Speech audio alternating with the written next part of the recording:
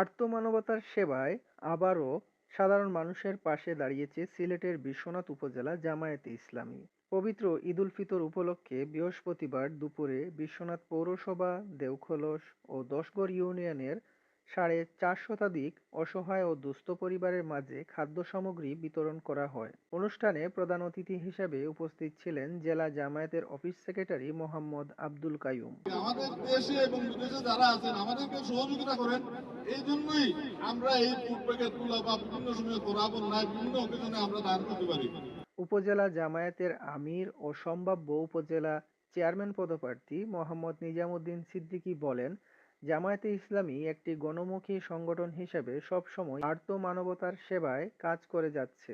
আজকে এই ঈদ উল ফিতরকে সামনে রেখে বাংলাদেশ জামায়াত ইসলামী বিশ্বনাথ উপজেলা এবং পৌরসভার অক্লান্ত পরিশ্রমের ফলে আমরা এই উপজেলা প্রায় ১৬০০ মানুষকে আমরা এই ঈদের আনন্দে অংশীদারিত্ব গ্রহণ করার সুযোগ করতে পেরেছি। সেজন্য আল্লাহর কাছে কৃতজ্ঞতা প্রকাশ করছি। আমরা এই সমাজে আরো যারা বিত্তবান আছেন সবাই যদি এগিয়ে আসেন তাহলে এই সমাজের মানুষের আর সমস্যা থাকবে না। আমরা সবাই মিলে একটি সুন্দর সমাজ হবে।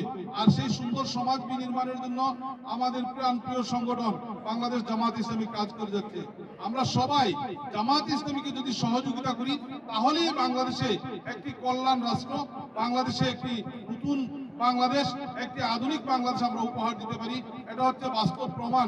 জামাত ইসলামীর নেতৃবৃন্দ তাদের অক্লান্ত পরিশ্রমের ফলে এই সমাজের মানুষের মুখে হাসি ফোটানোর জন্য অক্লান্ত চেষ্টা পরিশ্রম করে যাচ্ছেন।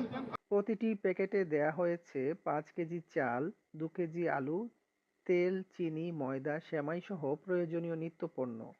এর আগে গত ১৪ই মার্চ উপজেলার অন্যান্য ইউনিয়নেও ৫ শতাধিক পরিবারের মাঝে অনুরূপ সহায়তা প্রদান করা হয়। সব মিলিয়ে ১,০০০-এরও বেশি পরিবারের মাঝে ঈদ উপহার পৌঁছে দিল সংগঠনটি। দরিদ্র মানুষের মুখে হাসি ফোটাতে পেরে সন্তোষ প্রকাশ করেছেন স্থানীয় জামায়াত নেতৃবৃন্দ।